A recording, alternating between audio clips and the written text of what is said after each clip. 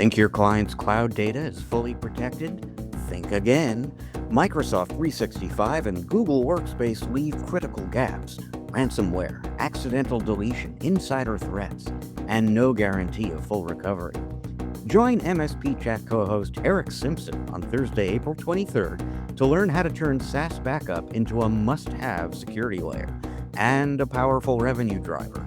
You'll discover how to position backup as non-negotiable, overcome objections, and standardize protection across your client base. Plus, see how top MSPs are boosting recurring revenue, improving retention, and reducing risk with SaaS backup. Register now at bit.ly/secure SaaS backup. That's bit.ly/secure SaaS backup, all one word. And now, on to the show. And 3, 2, 1, blast off. Ladies and gentlemen, welcome to another episode of the MSP Chat Podcast, your weekly visit with two talking heads talking with you about the services, strategies, and success tips you need to make it big in managed services. My name is Rich Freeman. I am Chief Analyst at Channel Master, the organization responsible for this show. I am joined by your other co-host, our CEO and Chief Strategist at Channel Master. His name is Eric Simpson. Eric, I only mean this semi-facetiously. Where are we? Well, until yesterday, Rich, both of us were in Las Vegas at Channel Partners Expo together. But today, we're not together. I'm still here in Las Vegas, Nevada. And where are you? And for folks who are watching on video, we are clearly both in hotel rooms. And for everyone else, if you're wondering about audio quality, video quality of this episode, we're both dealing with hotel Wi-Fi. I am in Fort Lauderdale, Florida. I flew from Las Vegas out here to Florida yesterday to attend the Enable Empower conference. So it's a 3-day show. I'm only getting 1 day here, but lots of big interviews coming up after we record here. Yes, you're getting your miles in, Rich. You're beating me this month by one trip, I think. So rather than just show you our hotel rooms, we've got some interviews coming up that we recorded at the show. One with Robert DeMarzo, who is the impresario. He runs the program over there, events for the Channel Partners Conference and the MSP Summit in the fall. Another with Peter Kujawa of ConnectWise. He's going to get into their latest MSP benchmarking data with us and some of its implications. That's coming up later on the show.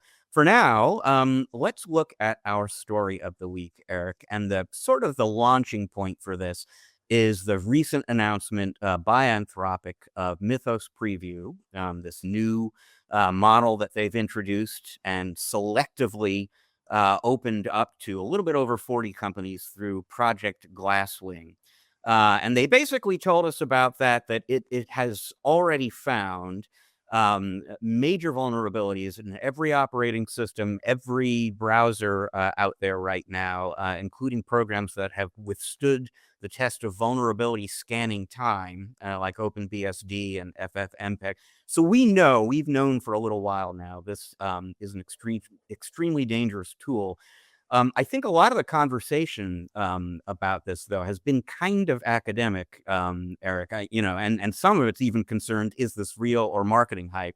I really don't think this is marketing hype. And in fact, what I kind of want to do here is bring it home a little bit for us and for the folks in our audience. And so I'm going to share one quick bit of good news and 3 quick bits of bad news with respect to Mythos Preview. The good news is, even when this model and models like it, because we know OpenAI is not that far behind with models along the same lines, even when these do become available to more than just security researchers, you are not going to be inundated with thousands of new CVEs overnight. Now, I will say, I'll come back to this in a moment. The key point here is just that the attackers are not going to take advantage of these models immediately for the most depressing reason possible. The old school phishing lures they've been using for years and years continue to be effective. Cyber experts tell me all the time the attackers aren't using AI. They're not even using older, less powerful models because they don't need to. The stuff they've been doing before continues to work, and that will remain true. That's the only good news I've got for you. The bad news is that there are going to be nation state actors, activists, think like cyber anarchists. There are going to be people very eager to break into systems they've never been able to break into before, to disrupt the operations of the U.S. government, to bring down the global financial system. Eventually, they're going to have access to tools that will potentially allow them to do that. And so we are going to see escalation in the threat environment. And that kind of brings us to more bad news here, which is ultimately, at some point in time, there is a vulnerability tsunami headed to all of us. In fact, Microsoft's latest patch Tuesday had 163 CVEs in it. This is, according to folks who track this kind of thing, the second biggest number ever in the history of Patch Tuesday. It is probably just the first few splashes and drops of that tsunami I'm talking about. As these more capable tools come out, whether it's Mythos, whether it's what OpenAI has in the works, whether it's whatever comes after those, we are going to see tools out there that are incredibly capable of finding vulnerabilities that have been impossible to find in the past. And when that happens, theoretically, if they're not prepared, and if the cyber industry hasn't responded appropriately, the MSPs in our audience are going to be spending half their day on patch management and the other half of the day on incident response. It's that bad eventually, folks, if nothing else changes around that. And that's a problem, because right now, there are obviously no shortage of vulnerability management solutions out there right now. They're not ready for this. They're not ready for the tsunami that is coming. And we know this because they haven't caught the vulnerabilities that these new models are beginning to catch right now. And I will link in the show notes to a really good blog post that was written last week by Richard Steinen, a cybersecurity expert, one of my go-tos for many, many years. And he was just kind of pondering the implications of this. And it reminded him of a long time ago when blacklist antivirus software was basically the state of the art. And that worked for a while. And then I'm quoting from his blog here. He says, quote, "This feels like 2010.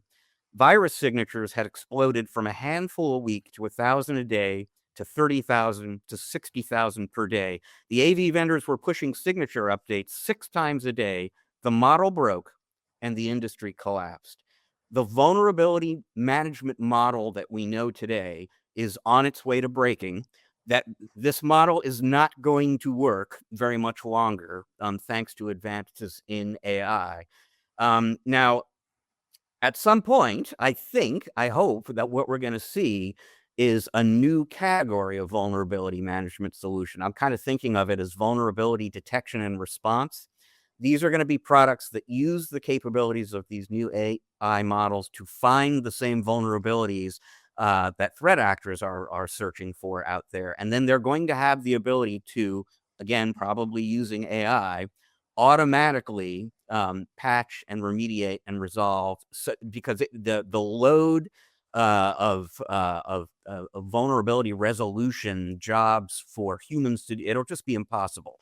So AI SOCs, certainly MSPs, they're going to need software that can not just find vulnerabilities as well as these new models, but fix them very, very quickly.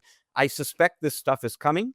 If it's not that, then the cybersecurity industry, just as it figured out what to do when blacklist antivirus didn't work anymore and we got zero trust and whitelist, and the industry, I trust, will figure out something to do, but it's going to be a little while before that new model emerges. And, in the meantime, everybody's got to kind of figure out what to do. And the best advice I'm seeing basically is the oldest advice, which is cyber hygiene, all the cyber hygiene basics. If you are an MSP, you must make 2FA mandatory everywhere it can be put into place. This is not going to be a conversation point for you anymore. This must be something that you do. Only other thing that I would suggest you do is start investigating a little bit. Right now, the Project Glasswing is open only to a very small number of companies. But OpenAI is kind of quietly doing similar sort of things. They have a program called Trusted Access to Cyber, which works very similar to Glasswing. Up until about yesterday, that has only been available to a very small invite-only list of people. They have just opened that up a little bit. There's now an application process whereby if you prove to OpenAI you are a legitimate white hat security researcher, you can get early access to forthcoming models and scope them out for the danger they might pose to you and your customers.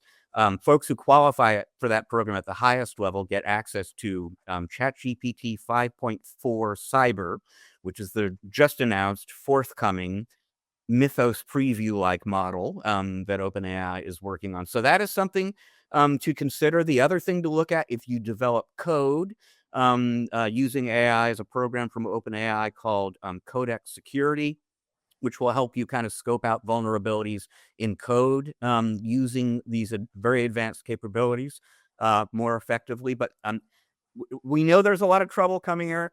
I trust there are answers to that trouble coming as well.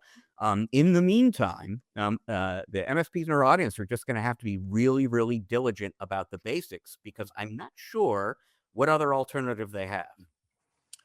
Or the customers they serve, or the governments and the the grid, the electrical companies, everything that runs the planet. So the tsunami is coming, and it's great that you offered our audience, Rich, some tips that they can take action on now. Apply for early access to ChatGPT's program.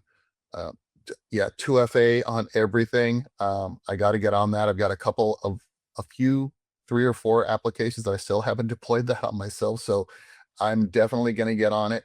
And what was really interesting as I started researching a little bit more and more about Glasswing and what they've discovered was just how quickly and the volume of vulnerabilities that it discovered in these operating systems, where there have been applications and solutions that have been relied on as being the best to do that same thing, and it just blew them all away. So this is, I'll use the term sobering, but parts of my body clench up when I think about what how bad it can be if if the industry, if the cybersecurity folks, if MSPs do not take action and don't take no for an answer when their customers say, well, this is just going to make me take 5 seconds longer to log into stuff. I don't want to use 2FA, or I don't want to enhance my cybersecurity posture. Are you kidding me? So I'm looking forward to getting feedback from everybody that watches or listens to this episode. Comment below, and if you're watching on YouTube, and let us know what you think, and let us know what you're thinking about doing, and if you're going to take action and be one of these frontier firms that separates you from your competitors. Because, as you know, Rich, the early adopters and the first movers that are adopting this are typically the ones that are going to clean up the mess left behind by those that don't. Yeah, and I'll just reiterate before we move on, this is not an interesting topic of academic interest to you if you are an MSP. This is a warning of imminent danger to your business, and especially your client's business. And so you really kind of need to be thinking about preparing for researching what comes next. There's not a lot you can do right now, but that will change over time. And the sooner you get in the habit of staying out in front of this stuff, the better. And the better for your service desk, because the last thing you want, like I said, is to be spending half your day on patch management and the other half on incident response. But there are other better, more beneficial things you can be doing with your service desk, Eric, which takes us to your tip of the week. Thank you, Rich. I just had a thought before we transition to the tip of the week. It's like, for the trekkers or trekkies in the audience, this is when, the captain says red alert. I'm hearing the red alert siren from the Enterprise in my head on this. Anyway, back to the tip of the week. It's all about sales, but it's all about service desk. How can both be true, Rich? So, when I speak a lot about the effect that happens once we sign up a new client. We go through a sales process. It may take a few weeks to a few months, depending upon how large the opportunity is, maybe longer, but they're relying completely on the experience that we are delivering during that sales process.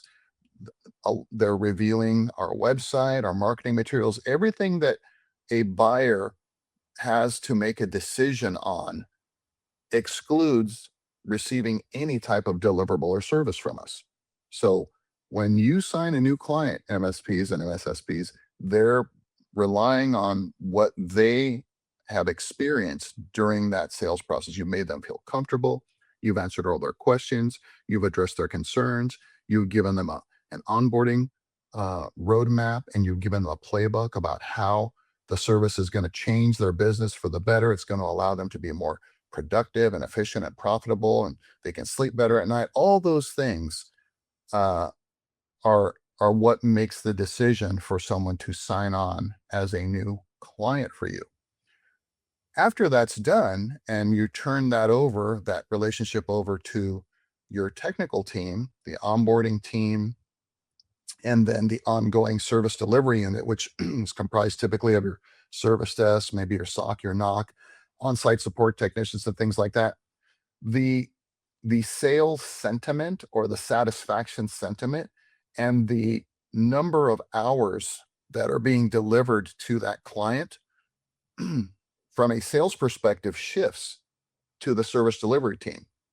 Now, many times they're not aware of this, but your service delivery team now becomes your substitute sales team.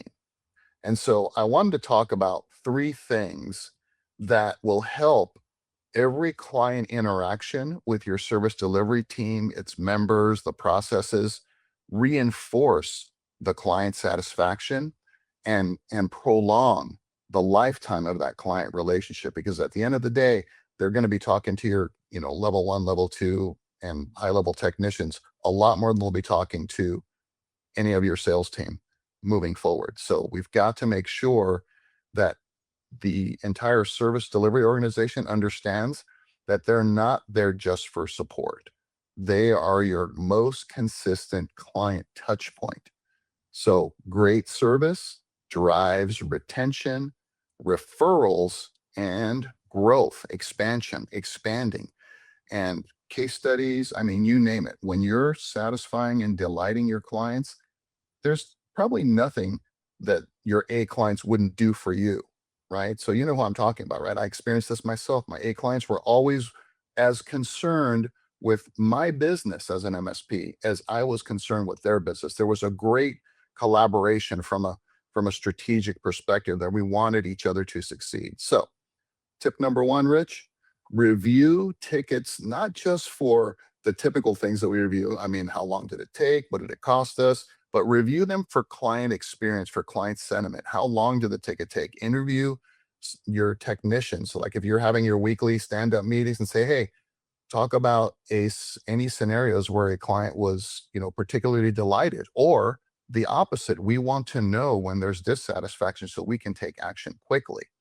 Look beyond that resolution time and look for, was the communication clear? Are the notes that when the client gets that ticket closure, read what they get? Does it make sense? Should you adjust that? Should you templatize some of that? Now with AI coming in to strengthen some of our PSA solutions, Rich, I think it'll make it easier to deliver better communications, at least from assessing what the issue was and delivering a consistent experience from a ticket closure perspective, at least in the ticket closure email. But you've also need to train your technicians to communicate value. That's tip number 2. So this is tough for technicians and engineers because they're all about process checklists, things like that. It's typically the sales team's job to be the people persons that maintain those relationships. But we still should put our technicians through some soft skills training. I would say, look, some low level, just sales training online if you can get it, and then just work with them, listen to their calls, give them guidance, coach and train them to be the best representative, the ambassadors of the value that you bring to every client in relationship. And sometimes, Rich, in my experience, it wasn't the business owner that was upset with us that caused some, potentially having us to save the account. It was a user that was vocal enough, or had a status enough in the organization that brought it to the business owner's attention, and then that started this save the account kind of motion for us. So we've got to treat every individual with respect and communicate the value, and make sure that they feel satisfied at the end of every engagement with our technicians. And then the third tip, Rich, is I would say capture one client success story a week. And this is where you get those stand-up meetings, and get your technicians to share like a big win, and the client was super, super happy. And guess what? Those are the great opportunities for you to reach out after the fact and ask for referrals, and ask for, hey, could we get you a testimonial? Could we do a case study? So just things to think about when you think that the sale has been closed. The sale has never been closed, right? The sales process and the client satisfaction process continues. It just shifts to your technical team, and then it continues through whoever's conducting your strategic business reviews and things like that. So just remember, we're reinforcing the value of our service with every client interaction, no matter who's conducting it. So, Eric, that is great advice. And the reason why I know this is great advice is because I've already written about products that they're mostly in the pipeline or very, very young. This is not stuff that people in the audience are necessarily going to be able to go out and just install, end of problem. But there are AI native software developers for MSPs creating systems that will listen to every interaction between a technician and a customer, listening for customer sentiment, listening for cross-sell, upsell opportunities, etc., doing all the things you were just talking about doing. And there would be no market for these products, and no one would be wasting time creating them if not for the fact that they know this is not stuff that a lot of MSPs are doing and a lot of technicians are doing. So clearly this is stuff that people in our audience here need to be thinking more about and getting better at. And the two big words, obviously, are awareness and training. Awareness, making sure that the service desk team understands they are business development representatives, and then training them to fulfill that role in an effective way and to do it with confidence. Because like you said, as soon as they find out they are an extended part of the sales organization, it's going to make them uncomfortable. Give them the right training, the right tools, et cetera, and they can do just fine. Plenty of MSPs can prove that. But really, really good advice, and something for any MSP who hasn't been thinking about this already to start thinking about. Now, with that, folks, Eric and I are going to take a quick break. When we come back on the other side, we are going to be joined by the great Robert, as in Bobby DeMarzo, from the Channel Partners Conference and Expo, where Eric still is and where I was yesterday and the day before that. He's going to visit with us briefly to talk a little bit from an insider's perspective on the in-person conference experience and demand for in-person conferences by MSPs. For all the talk about virtual and mobile everything and AI everything, there has never been more demand for in-person events. And if there's anyone who can help explain why and how the industry is adapting to the new era of IT, it's Bobby. We will be joined immediately after that conversation with Bobby by Peter Kujawa of ConnectWise for another very informative conversation about the latest MSP benchmarking data from ConnectWise's service leadership organization. It is all coming your way right after the break. Stick around. We'll be right back.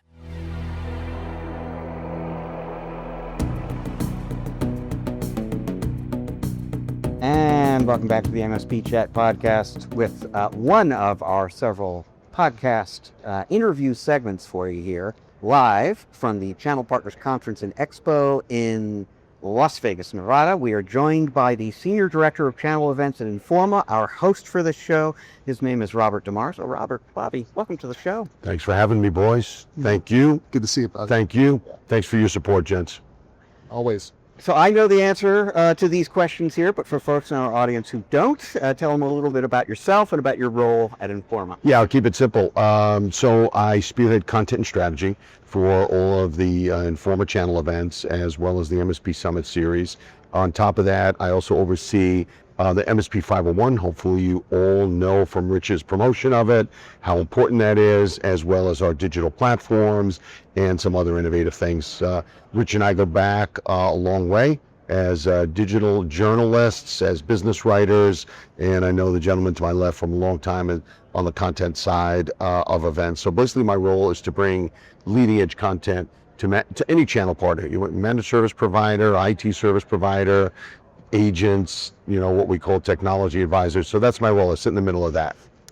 So speaking of leading edge content, we're talking right now just a few hours before the kickoff, the general session here of the event, where you brought out onto stage your, let's say, guest of honor here for the show, Jim Siders, the CEO of Shield Technology Partners, one of the most interesting new entrances to the managed services market within the last year, a company that is an object of intense curiosity in the channel right now. Kind of an obvious question, why bring him to the show? And then what was most interesting to you from that conversation you had with him on stage? Yeah, I think having Jim Siders, who, as you know, switched from Palantir to Shield Technology, right? As all of a sudden somebody's at this hot, we'll call it, AI, mysterious company, and in terms of everything they do to the managed service provider community, we couldn't resist but reach out and find out what's going on. Plus the fact that the company got an amazing investment, right, through Thrive,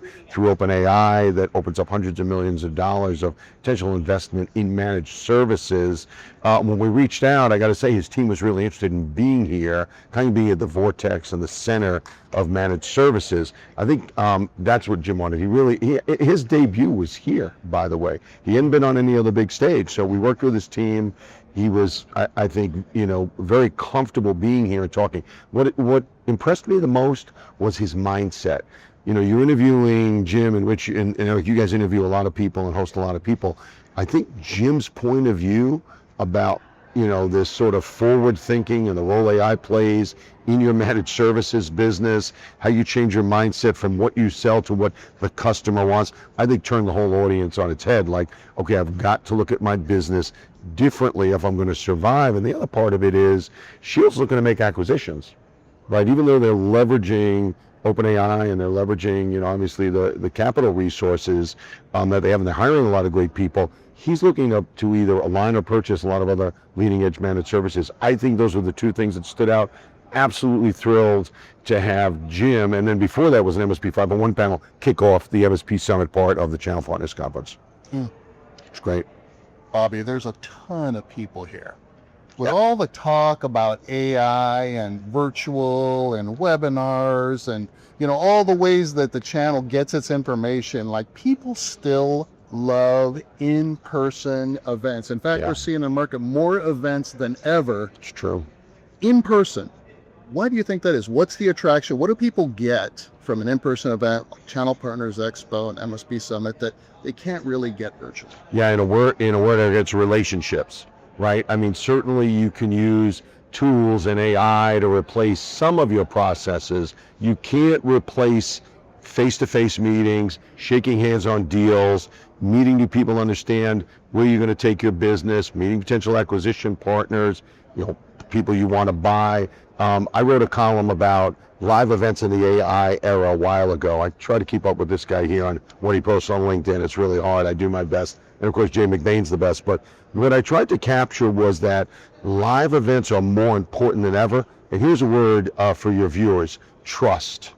What can I really trust, right, in, when I'm consuming information, right, whether, no matter what AI tool you're using, what AI agent you're using, I can trust looking you in the eye, saying, Bob, we're going to work together. I can trust looking a partner in the eye and saying, okay, we're going to cut this deal. You're going to take my solution on and take it to your customers. That's why live events are so important. I think you're going to see them. And I work for a company that really is the leader and the largest in live events. So we're looking at all our events, and there's a lot of really happy people that are running live events in our organization. Channel's just one of them. Yeah, Yeah. I think you're absolutely right. Yeah. So It's a great question. That article that you wrote is actually about something that I wanted to ask you about, because people still want in person, they still want events, but Yeah.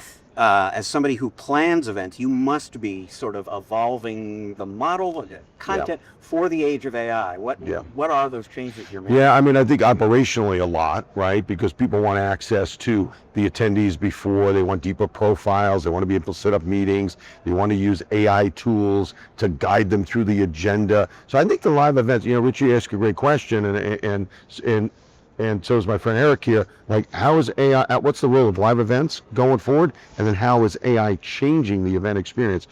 Faster content on the main stage, right? You got to be able to deliver crisp, fast messages, deeper dive content throughout, right? You've got attention spans that you're trying to hold, and then you got to dial in the right content, and you can't misstep today, right? People that run live events have to realize you have one bad event, it could be over for your business. You really got to be on with each event. The other thing that I think we're experiencing in terms of an evolution is being able to touch your attendees year round, almost minute by minute. I couldn't do that as effectively, we'll say pre-AI, as I can today. I could use a lot of tools to do a lot of communications and a lot of outreach faster today than ever before. That's what's changing the most. Hope that answers the question. Bob, you touched a little bit on kind of, the interaction, the deal making, the meetings. We're all doing a lot of that here.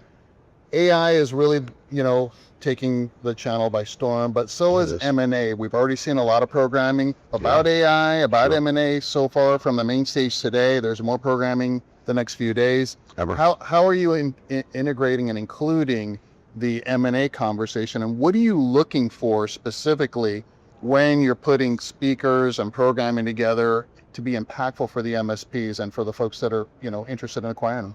Yeah, let me give you a real example. So we just, for our MS Summit, which is in the fall in Orlando, and you guys will be there, it's 28th through the 30th, where just the MSPs will come and the MSP 501 will be there. We put out a call for speakers.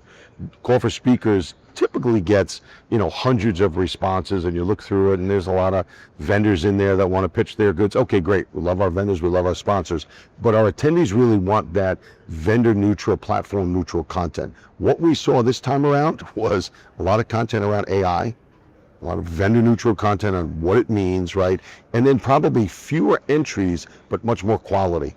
Higher quality, right? So, I think that's part of what you're asking. The other piece of it is you've got to weave the M&A piece into your overall content. You can't just have a track on M&A. There's so many private equity and now venture capital organizations that are doing their own events. Come and talk about your valuation, come and talk how to sell your company. So we've got to kind of weave it throughout the event and then provide networking platforms where people could talk about their business comfortably. Pull somebody off on the sidelines and say, hey, could we work together, right? Is there a deal in the making? And then obviously you got what, Rich has coined the mega MSPs. If you've got the mega MSPs here, and define that any way you want, I define them as companies that are private equity backed, that have a big bankroll, whether it's VC, whether it's private equity. If you get those companies here, that's going to organically happen, that M&A. You definitely have to sprinkle M&A content, but it's going to happen throughout the event, no matter what. And I think that's the nice part. It doesn't have to be in everybody's face, because there's so many events where you could go when you get that M&A content. You just have to make it kind of a part of the fabric of your event, and it'll get delivered. And that's why people are coming. Right? As much as they want to talk about who's my latest strategic partner in terms of a vendor, they want to talk about who's my latest strategic partner in terms of maybe it's a technology advisor and an agent, maybe it's another MSP, maybe it's a specialized partner. Eric and I both have opinions on this matter. We would love to hear your opinion about it. From an attendee point of view, just give us a few quick thoughts on getting the most out of an event like this. Yeah, from an attendee, boy, I tell you, what's interesting? If you study the changing habits of attendees, we do this 3 on-site and 3 formula. So at 3 months before the event, you've got to have your agenda ready to go, locked down, it's clear, it's crisp, sessions are written, not with a lot of BS, but what's going to be delivered, right? That's number one. So they're scanning that agenda prior, they're setting their meetings, looking at the content they want to go to. On site, you're kind of capturing them real time, and you guys see what we could do to steer them to certain things. And then the other part of the 3, I guess it's 3-1-3. The other part of the 3 is 3 months after the event. They're looking at what was the coverage, what was on that agenda, who was that keynote speaker, and then they're going back and saying, I remember what Rich said, I remember what Eric said, I've got to follow up with them. The backdrop to that is on LinkedIn and our communities and our digital platforms, we're pushing out content that said, hey, don't forget what Jim Siders said at Shield, or don't forget what this panel said, or don't forget what this speaker did. So we're kind of bringing that to the forefront. But I think that to get the most out of the event, study the agenda.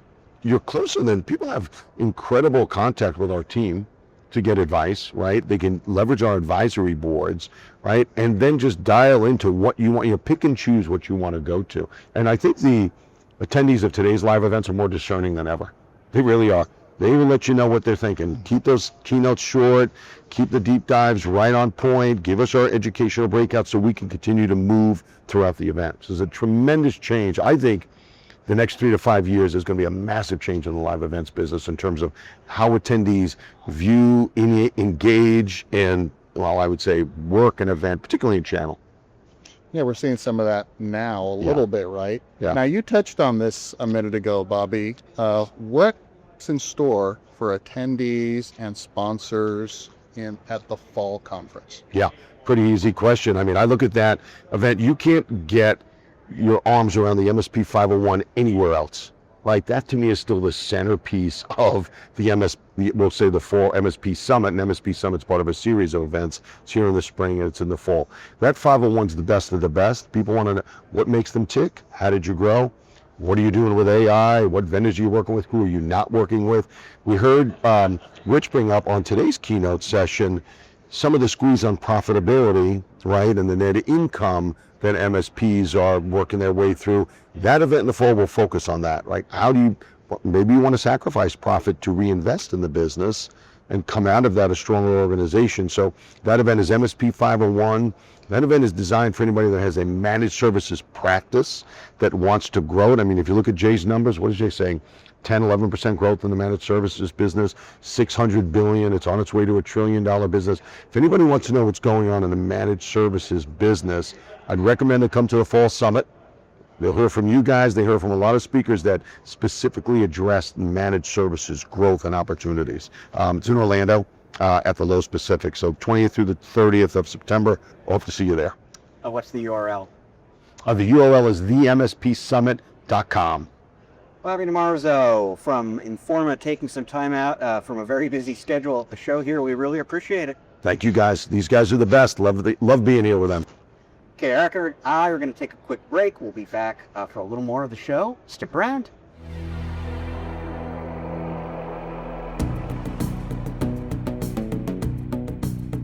And welcome back to part 2 of this episode of the MSP Chat Podcast, our spotlight interview segment, where we are very pleased to be joined by Peter Kujawa from ConnectWise. He is the EVP and GM of IT Nation Evolve and Service Leadership there. Peter, welcome to the show. Thank you. Nice to see you guys again. Good to see you again, Peter. So I've known you for a long while. Here's something about me that you probably didn't know before. I have complete mastery of time and space, which is why, even though I was physically attending a conference in Chicago at the time, I was telepathically attending the IT Nation EMEA event that you folks did recently, and therefore got to hear some of the research figures you shared from the stage there. In particular, you shared that historically speaking, in aggregate, revenue growth for MSPs tends to be about 12%. Yep. According to your latest numbers, in aggregate, it's 15.7%, which sounds very good. But that's the good news. The bad news you shared is that 65% of partners are actually growing slower than that 15.7%. Only about 20% are growing faster. How different is it from a historical standpoint to have 2/3 of MSPs sort of trailing the average right now? And what sort of accounts for that 65-20 split right now? Well, first off, congratulations on the ability to master time and space. That would seem like a fairly useful skill set, one that I could use most days. Second, the growth statistic that you cited is Europe specific. If we look at it more broadly, and you're correct, the historical managed service growth rate for MSPs, so not their total revenue growth, but their managed service specific revenue growth, has averaged about 12%, plus or minus 2%. And what we saw was heading into COVID, that was slowing down a little bit. And then when COVID hit, it was off to the races. And so our high water mark was, I think, in around Q4 of 22, maybe Q1 of 23, and it was 25.3%, and that's a over 4-quarter growth rate. But as fast as that went up, it came back down and bottomed out about 5 quarters ago at about 8.5%, and we're back up now. If you pull private equity out of the sample, so you're just really trying to get an idea of what's going on with organic growth, we're back at 11%. It's been ratcheting up quarter over quarter since it hit that low water mark. And so a couple of things with that growth. Number one is I stress to the MSPs that, look, it doesn't feel like it did a few years ago, because it's not. We're in a different time, but we're in a more normal, sustainable time. If you look historically at 11%, we're right in that range. Second of all, MSPs now are actually more profitable than they were at those times of peak growth.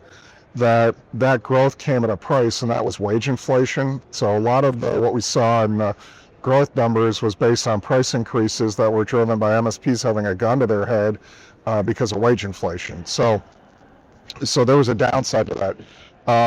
The third, though, your point, your original question about those that are lagging that growth rate, the same thing holds true in the rest of the world as what we talked about in the EMEA data, and that is about 56 or 58% of MSPs are growing slower than that 11%.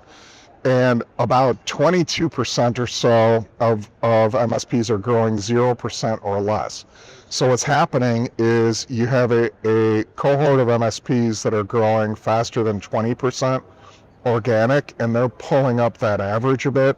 And then you got a whole bunch of MSPs that are growing less than 0 or less than 5%. And it's not that they're not adding new customers, they probably are, but churn is, best in class churn is about 5 to 5.5% per year. Bottom quartile is about 11%. So if I'm churning 11% of my revenue a year, and I want to grow at that 11% average, I got to be bringing in 22% revenue growth. It's pretty tough to do. So there's a lot of underlying things with the data, but definitely sales and marketing is a great area of opportunity for MSPs. Understanding what they're investing and making sure that they're investing enough in sales and marketing, but B, doing it in a way that's really generating tangible results and not just throwing good money after bad.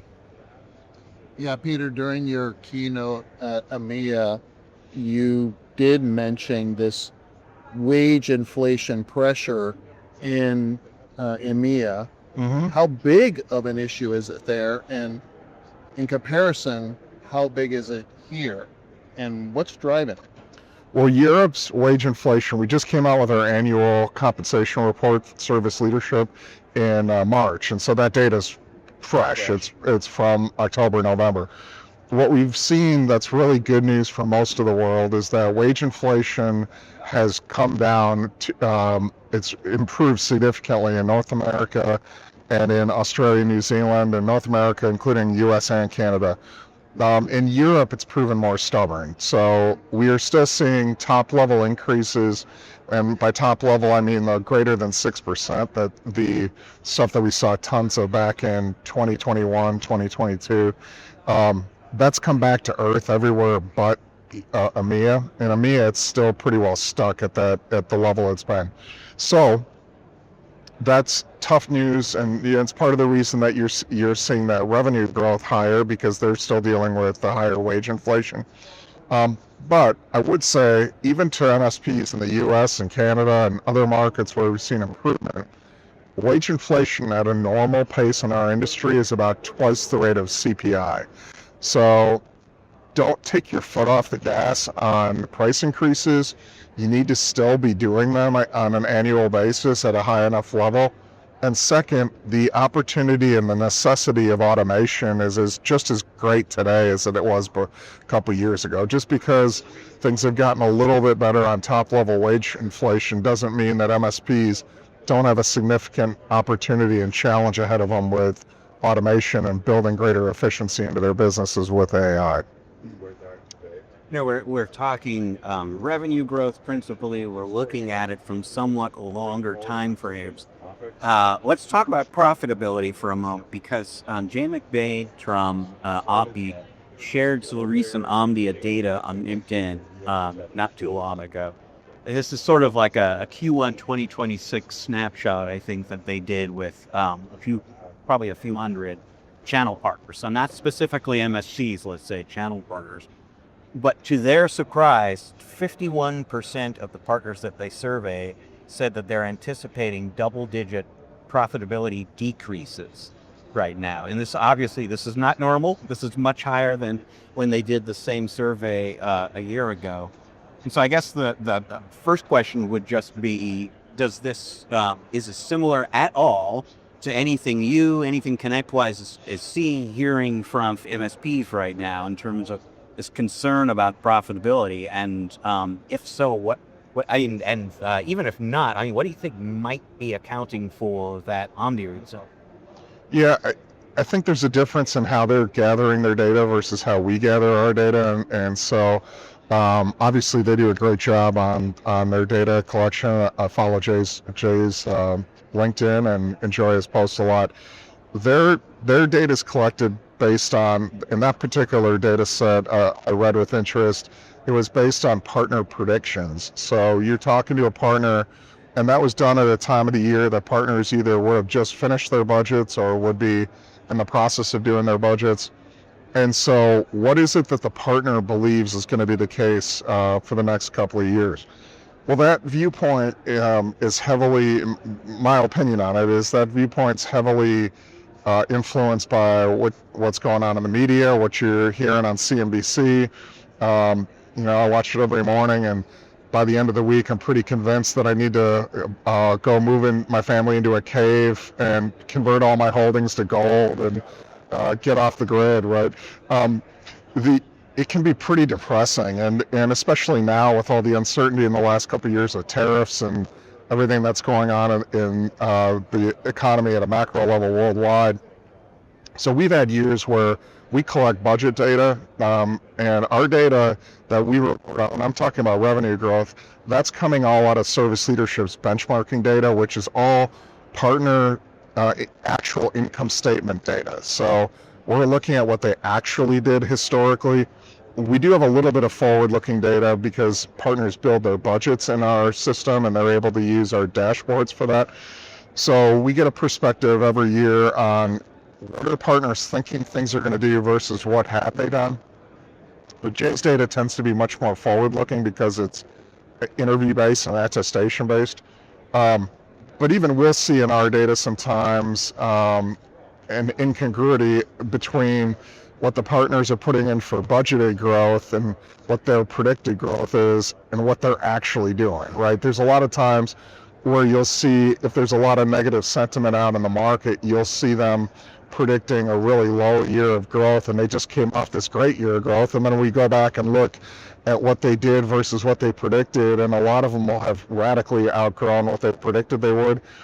Other years, there's over exuberance in the marketplace, and we saw this a little bit coming out of those COVID growth years, that everybody thought this 20+% growth would continue forever, and all of a sudden that changed pretty fast. So there can be a difference between how partners think things will be going in the future versus the reality on the ground. Our prediction, Service Leadership and at ConnectWise, is that the next few years are going to be an unbelievable profitability opportunity, that the MSP model, with the way that model is built, when you layer in AI and you layer in the opportunity for automation of things, especially today, things that we know can be automated, like a lot of level 1 ticket resolution, which for the average MSP is 70% of their help desk tickets. these start to really open up some great opportunities to leverage that revenue to labor relationship. And for MSPs, 80% or so of their cost of goods sold is their people. So even if I can get 40-50% efficiency gains, let's say on my level ones, well, let's just assume for sake of discussion that I'm not going to get anything in the immediate future on my level 2s and 3s and project engineers and et cetera. Even if I can just do that on my level 1s, I can lower my cost of goods sold enough that I should be able to take my service gross margin from 50 to maybe 60%. That's a huge impact on profitability. So the profitability trends the last few years have been good, but we think the next few years, the opportunity that's there is going to be the best we've seen as an industry. It's good. It should be really exciting. I wanted to ask you about that, Peter, specifically on how AI impacts or affects or allows you to score operational maturity differently. Service leadership has long used the operational maturity level for partners to gauge, how successful they can be in their growth and things like that. Just because an MSP brings AI into the business, I would argue may not impact their operational maturity level. So how do you look? It may actually expose it even more. Okay. So Unpack it for me. yeah, sorry to interrupt you, Yeah, no, Eric, please.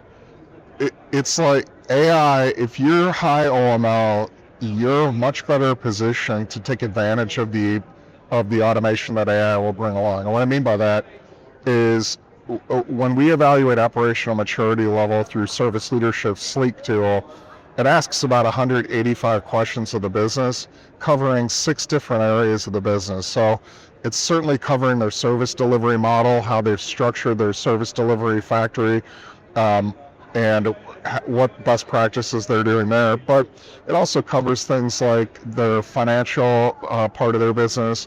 How do they do AR? What are their policies? Invoicing policies, how are they pricing time and material and project labor?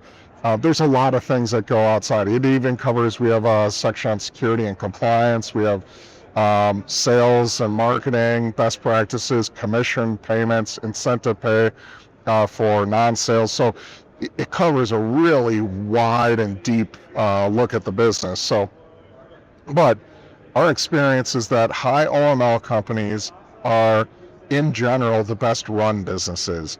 They are the businesses that are best able to pivot when there's a challenge that comes along. If we hit a recession, for example, when we have seen some real recession data hit, those companies are the ones that they continue with great profitability because they pivot the fastest. They're set up to respond faster. They run their businesses in a different way.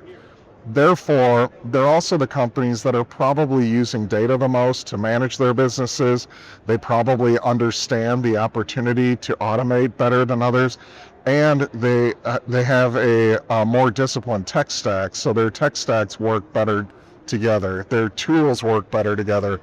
All of these things provide an opportunity with AI to start to really leverage all of that. So we think high OML companies are going to be the ones that are going to be the fastest out of the gate. They're the ones we're already seeing some of these improvements with. When we measure some of our KPIs like service multiple wages, which is looking at the relationship between service revenue and service wages, the best in class has been improving for years. Median and bottom quartile has actually been going down over the last 5 to 10 years, even though they have access to the same tools, they have access to the same process knowledge, everything, right? The best in class just does a much better job of looking at their business and saying, well, what's the opportunity that's out there and how do we drive it? And let's start making decisions and measuring it, circling back, seeing if it's working, and continuing this kind of process. So I think you're going to see the best in class high OML folks. They'll be the ones a year from now that they'll have a lot of, we'll be able to really see in the data how they started to build AI into their business and some of the improvements they've been able to make on gross margin and profitability. So these will be the frontier firms in AI, these high OML businesses. I think so. The bottom quartile folks, they should, even the bottom quartile median folks should be able to see some improvement because the tools are just so robust. I mean, what ConnectWise bought with Zofik and is in the process of building into the platform will make that such a readily accessible toolkit for MSPs of all levels to be able to take advantage of. So even the bottom quartile median folks should be able to start to see some improvement, but it's kind of the old axiom of before you add a second and third story onto your house, make sure your foundation's good. And I think the high OML folks, they just have a really solid foundation that's there, and they'll be in a better position to add and take advantage of that first. So when I was exercising my command of time and space, one of the things I heard you say in London. I mean, it all comes back to that. It's I'd bring it back to that too if I had that. You said at one point in London that AI is not a feature shift; it's an industry curve jump. Yes. And I immediately thought about the last decade cloud. So I guess part of the question is just, was that an industry curve jump too, or is there something about AI that is even bigger than that cloud transition? And if so, what does that mean for MSPs? How do they need to be shifting their mindset? I think it's bigger.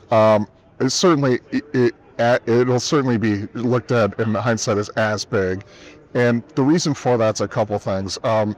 Number one is the curve jumps that we talked about. We talked about two curve jumps before this one. The first model was the on-site first MSP model, which lasted till about 2007 or 8 or so, but that was the contracts were all built in those days around how fast can I get up somebody on site when you need somebody that we're going to be monitoring, and if you have a total network outage, I guarantee I can get somebody on site within X amount of minutes or hours.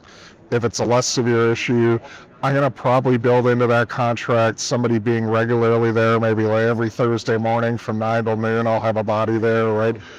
So the model was, there was an MRR component of it, there was a break fix component to it, there was this staff log component to it. It was all combined together, but that was the managed service model back then. Then along comes RMM tools and completely changes the game. And so we're able to now service customers anywhere. We don't need as many on-site bodies anymore because we're not on-site that much. Now we need help desk best practices, and we need to retool things that way. It's a different skill set of employee.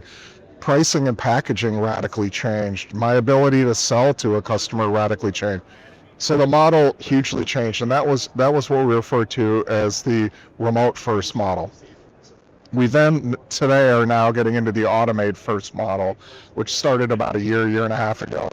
And that model says it's not automate only, it's the automation wherever possible, and I'm going to use people again. The skill sets are going to change. I'm going to use people in a different way, and there's still going to be people there. There's still going to be engaged at a human-to-human layer with my customers, but just in a different percentage of interactions and time. And those people are going to be just much more efficient. They're able to service a lot more customers. So within those curve jumps, there's certainly curve jumps within the curve jumps. So you had cloud, you had the massive shift with cyber that has happened. You've had a lot of things that have really influenced the channel. But the difference with AI, I think it's analogous to that on-site to remote shift, because three to 5 years from now, we're going to look back and we're going to look at the changes in the staffing models for help desk. We're going to look at this changing skill sets needed for project engineers, for example. We're going to look at the pricing and packaging and the inclusions and managed service offerings. We're going to look at what is it that an account manager's job is now with, and what kind of skill set do they need. Now it's moving more towards somebody who can have a business discussion and be able to do process analysis and those kind of things, as opposed to somebody who maybe could understand the technical needs of somebody. I think when you look at the totality of the changes that this is bringing to the managed service space, coupled with it happening at a time with rapid consolidation and the ability of larger MSPs and some of the private equity folks to invest a lot of R&D money and carve out money in teams that are building out this automation and this new practice in AI. It's a really exciting time, but it's a massive amount of change going on all at once. So yes, a big curve coming. AI is going to change things for high OML MSPs as well as lower quartile MSPs. Let's talk a little bit about what these folks that aren't really high OML MSPs should be leveraging AI for, besides kind of the typical things that we talk about all the time here, like service efficiency and things like that. How else should they be leveraging AI to take a look inside their business to uncover things that they should be fixing? Give us a couple of ideas. Yeah, so it tends to get talked about in a way that's kind of convoluted, but I hear things talked about that I would split into two. One is the internal look that the MSP needs to be doing with AI, and I would start with that. A lot of MSPs are mixing that together with the external facing conversations with their customers and starting to help their customers with AI and with governance. And I think all these things are great opportunities, but first and foremost, make sure that the cobbler's kids have really great shoes, because you've got to be good at this first. It's just like cyber, back to that analogy. That if you got into cyber and you went out and started to talk to your customers, but you didn't have a really robust internal facing cyber practice, it'd be pretty hard to have those conversations credibly. I think the same thing's true with AI. So start internally first. So I can get better at it, but B, so I can improve my gross margin, so I can start to get some of these efficiency gains. Because the other thing that will happen over time is price elasticity is going to kick in. You're going to see some MSPs that are going to say, we've been able to scale our help desk operation to a point where we are 50% more efficient and staffed appropriately. We've been able to get efficiency gains in project management and in other areas of our business. We can be a little bit more aggressive on our pricing. Okay, and we would encourage every MSP out there to hold off on that. I don't think, but there's always going to be some MSPs who are going to be aggressive with that, and when they do, that'll start to change pricing in the market.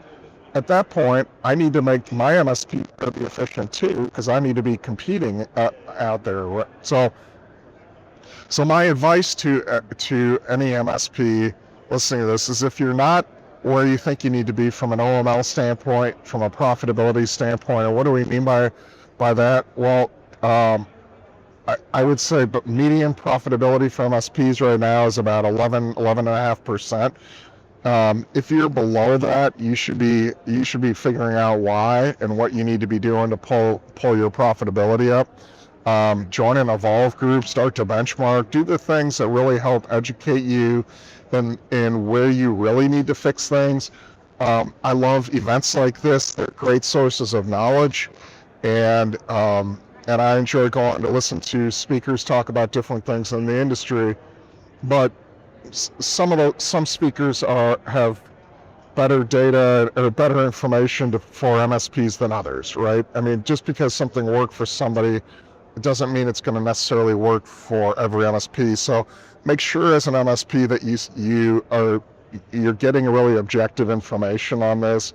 And again, if you join Evolve peer groups or start to benchmark, now you're being compared with MSPs on a large scale, and it's really empirical, and you're going to understand pretty quickly where you're doing things that need to be fixed, but also where you're doing things well that you should be putting your foot on the gas and really don't change them, right? Keep doing those things and just do some more things. Build AI and automation into your business. So get good advice before you start really figuring out where to operate. Make sure that you're cutting in the right side and pulling the right organs out. Right? It's a do no harm first, and make sure that you're improving things in your business. But this isn't something that's a theoretical that we're talking about today. That hopefully will hit in the next 2, 3, 5 years. we're seeing it. We're already starting to see some interesting stuff in the data that tells us that there's partners out there today that are taking advantage of this opportunity. You were talking before about the enormous gap between the best-in-class MSPs and everybody else, basically, and the prospect of the best-in-class MSPs they kind of going out ahead a little bit more. And Eric and I have been talking on the show all year, basically, about how MSPs that are most aggressive, most intelligent about embracing AI, both internally in terms of how they run the business and in terms of the services they bring to their clients, potentially pulling away from other MSPs. And so I guess what I'm trying to do is put these two things together from your perspective. On the one hand, how might AI enable best-in-class MSPs to really pull away from the pack in a even more meaningful kind of way? And how can it potentially help the people who are not best-in-class today close that gap rapidly, basically, more rapidly, and get closer to best-in-class? Yeah, I think there's a couple of things. One is when we talk about best in class, just for clarity, we're talking about profitability. So for us, best in class is the top 25% most profitable MSPs every quarter. We also benchmark VARs, we have benchmark project shops, app dev, other business models, but we look at each of them and say, who are the 25% that did the best from a profitability standpoint each quarter? We then go in and extrapolate about 80 KPIs out of those companies and say, on average, what are they doing in these different productivity ratios, gross margins, sales and marketing investment, etc. And so first of all, a couple of things that are important to note on best-in-class profitability that's material to this discussion. Number one is there's a misconception that it's tied to size, and that's a myth. We see in our data set at every size range, we did a slide in our annual report last year that showed sub-million revenue, 1 to 3, 3 to 6, 6 to 10, 10 to 15, 15 to 25, 25 to 50, and greater than 50 million in revenue. And we hear it all the time. When I go into the peer group rooms and talk to partners in the groups, typically the bottom quartile folks, who are the bottom quartile of profitability, when we talk to them and ask them about, when are you going to fix this? There's a belief that they have that it'll be when I get to this next size. That once I get bigger, that's when I'll get more profitable. And whatever that size is doesn't matter. It's whatever size that guy is not yet, right? And so we decided to pull the data and we carved it out into those tranches. And the data shows that at every size, 22% roughly, 22% to 27% are best in class, and about 22 to 27, 28% are bottom quartile. So there's a little bit of fluctuation. Sub-million has the highest percentage of bottom quartile. It's a tough time to run an MSP. You lose one customer, you can go from profitable to unprofitable pretty quick. But in every other size range, the opportunity is there. So point number one is that understand, if I'm listening to this, it doesn't matter what size I am. I can run my business in a way that delivers best in class profitability. Number two, implementation of AI will come in the same way that implementation of other tools and best practices comes for the MSPs, and that is the best in class aren't necessarily smarter. They're not necessarily harder working or any of those things. They just at some point got sick of it. And they just made a decision at some point that I'm not going to keep doing mediocrity anymore. I'm not going to keep doing bottom quartile anymore. I'm not going to take it anymore. And they're like, I'm going to fix the things I need to fix. And so how does AI fit into that? Well, I don't think you can take a bottom quartile or median MSP and just sprinkle some AI pixie dust in there and have it all of a sudden be top quartile. But I do think the technology presents the opportunity that if I'm running an MSP that's bottom quartile or median, and I really want to leapfrog and take advantage of this technology and get better faster, I can do it. That but I'm going to still have to put in the work. I'm going to still have to make that commitment to really do the heavy lifting. But it should be able to accelerate that process, right? And I should see gains faster than I might have been able to see them before. Peter, ConnectWise launched a new security platform last week. To what extent are platforms, security or otherwise, connected to operational maturity? Does everything all just always lead back to profitability at the end of the day, or are there some other factors that these platforms might help partners become more operationally mature? Well, profitability is not a four-letter word, so it's at the end of the day, MSPs as an industry don't make enough money. That when you look at a best-in-class number of on average 23%, there's a whole bunch of industries out there that would say 23%, that's the best? Yeah. What's the bottom, right? And so as an industry, for us to be healthy and vibrant, growing into the future, it's important that we improve our profitability as an industry. So it's one of the reasons we talk about it so much, that it's okay. MSPs historically have been run by technically minded folks who often times would take guilt and making money on a customer and being too profitable.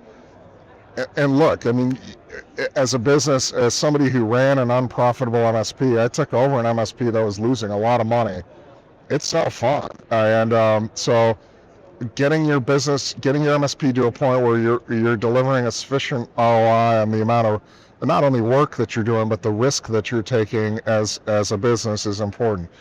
But back to the platform and the ConnectWise security announcement, I thought that was a great announcement because it highlighted another opportunity that AI brings in. We talk about AI all the time in the context of profitability and efficiency gains, and you'll be able to do more with less, which doesn't mean you need to lay off your techs. It just means if you run a normal attrition in your level 1 team, for example, you're turning over about 23% of your techs a year. Well, just don't backfill a couple of them as fast, right? And you'll get tremendous leverage on your ratios. But the other really exciting thing about this technology and the platforms better enable it to be delivered is it actually delivers better quality customer results. The customer sentiment improvement that we've seen from some of these enhancements has been a huge hidden surprise that we all assume, I think, that, gosh, I hate when I call in, that I call into the cable company. I've got to scream representative 18 times before I can get to a person, and is that what this is going to be? And it's not. I mean, what we find is that the platform technology allows AI to be delivered in an easier way. It allows you to do some things that you wouldn't otherwise be able to do because you have a common data layer. Your data lake is the same. Your customer services layer is shared.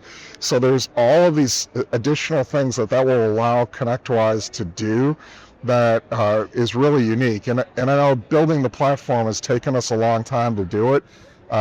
It's taken longer than we expected, certainly, but the original idea was the right idea, and it really positioned ConnectWise well for AI, and that's why we're so excited about the Zofik acquisition. So what you saw with the security team and what you're going to see more going forward is that the platform will provide a lot of advantages to partners that won't just make them more efficient. It will allow them to do things for their partners that they weren't able to do before. And they're going to be able to deliver quality of service back to their customers that they weren't able to do before. So it's not an either or, that either I build AI and I build all these efficiency gains into my system, or I maintain a great customer service posture. What we've seen is that in the announcement last week on that this allows us to do both. It's a huge win for MSPs, and customers should really feel that. And so think about it as a simple example. I'm a customer calling in, and I don't like to email in my tickets, let's say, hypothetically. I like to call in and get somebody on the phone right away. Well, if I call in and that tech is pulling up in ConnectWise PSI, and while the customer is explaining the issue to me, it's documenting the ticket. It's searching through their entire data lake and looking at past related issues and looking at other databases on resolution of those issues, so that by the time that person explains the issue to the tech, that level one tech is able to say, hey, Eric, let's try this, and and be able to resolve that ticket in a minute, 2, 3, 5 minutes, something that might have taken 10, 15 minutes before. That customer now can get off the phone, can get back to work, can get productivity out of their job, and all the things that they're depending on the MSP to be able to do. So this technology is really providing benefits to the customer as well as to the MSP from an automation standpoint.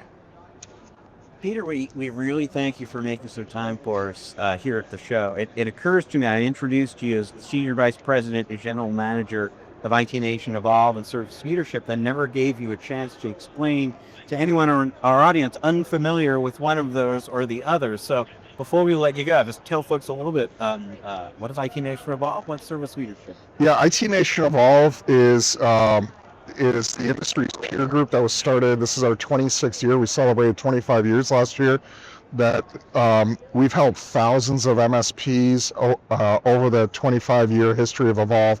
And we now have peer group communities worldwide, and our largest being North America. But we have peer groups for what we call the owner, but it's really the owner.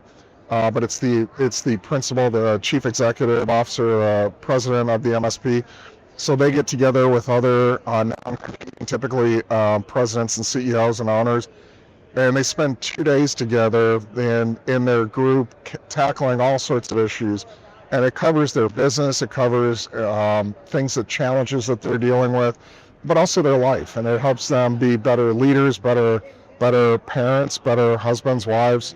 And ultimately it helps prepare them for transitioning the business. And so we have those groups. We also have role-based groups, service executives, sales, CFO, CO, security executive groups now, CISO groups. So we have a lot of different groups that meet in a similar format. And then they come together on Wednesday as an entire community, and they do a shared community day where they get to hear world-class speakers on these different topics. And it's an incredible program. All the Evolve members benchmark with service leadership. They all know their operational maturity level because they're all using Sleek through service leadership. So my advice to any MSP out there, the single most consequential decision I made running an MSP in 11 years was joining a peer group and taking advantage of that. Service leadership was founded by Paul Dipple 20 years ago to benchmark the IT industry worldwide. And today, that's still the number one thing that we do is we collect data. We have thousands of subscribers worldwide who every quarter put their balance sheet, their income statement, and operational data into our system. And they're able to log in then and see how do they compare to the best in class. So they know right away, am I charging enough? Am I not? Am I overstaffed? Am I paying my people right? And all these different things that really help you analyze and make better decisions in your MSP. Okay, fantastic. Once again, Peter, we thank you very much for joining us here on the show. Very interesting conversation. I love any conversation driven by data, and you've always got amazing data for us. So folks, Eric and I are going to take a quick break now. When we come back on the other side, we've got more of the show for you. Stick around. We'll be right back.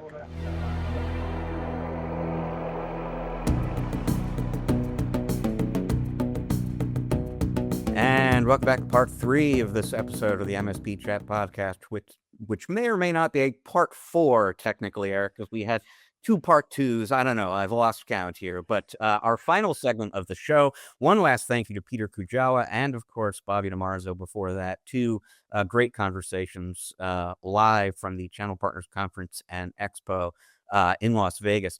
2 quick thoughts about the conversation with Peter in particular, Eric. And one, I think it's a useful point he made. If you are in that bottom quartile of MSPs right now, and you're kind of hoping or thinking that AI is going to lift me out of that by making me lots more efficient and helping me uncover opportunities and so on. It'll absolutely help, and you should absolutely be investing in that technology to make sure you remain competitive and relevant. But AI alone, is not going to fix what got you into the bottom quartile to begin with. And so folks need to understand the whole kind of operational maturity model and be thinking across the business about what it's going to take to get themselves out of that dangerous bottom quartile. And then the other thing, and it's such an obvious point in certain ways, but it was kind of nice to be reminded of it. Peter was talking a little bit about how these AI service desk tools we've been talking about, we tend to talk about AI in two contexts. And one is it's going to make your service desk more efficient, and it's going to save you money and help you be more productive. And then two, it's going to help you deliver AI solutions to your customers and make you more money that way and make you stickier that way. But the other thing it will do specifically at the service desk is just improve the customer experience and thereby increase customer satisfaction and customer retention. And this was a point that was actually made. I had a post on my blog, Channelholic, recently about Treeline, which is the new venture-backed organization that we've spoken about on the show before. And they made a point of basically saying they built this amazing, sophisticated AI tool stack. And one of the things it's going to do for them, they said, is just make life happier for customers. You're not going to wait as long for service. You're going to be able to get things done much faster. So it's another good way to kind of think about the ROI on an investment in AI. Yeah. And one last thought from me about the Peter conversation specifically was, the the thermometer. You can do all this work as an MSP and implement these tools and things like that. But at the end of the day, it's like the temperature that you're going to take of the health of your business, the thermometer is going to be profitability. It all ends with profitability. That's what you're tracking and that's what you're trying to improve. So if you're evaluating, making decisions, mapping them back to how much more profitable will that make the organization. Efficiency should lead to profitability, but sometimes bringing on a big new project can take some time. We can end up in some, down some rabbit holes or bottlenecks. And sometimes just having that focus on that number of profitability and how quickly we can realize the ROI from the investment kind of helps keep us honest on making decisions and getting things done. I mean, I've done it in my experience as an MSP, Rich, saw something at a show and said, yes, sign us up. And, 4 months later, we still have not been onboarded or deployed it. Not because the vendor didn't want to get us onboarded and deployed, is because we just weren't on it fast enough. So it makes you think differently. All right. Well, folks, that leaves us with time for just one last thing. And this time it comes to us from Germany, Dusseldorf, Germany, to be specific, where the local second division soccer club, Fortuna Dusseldorf, has replaced their head coach with a new one.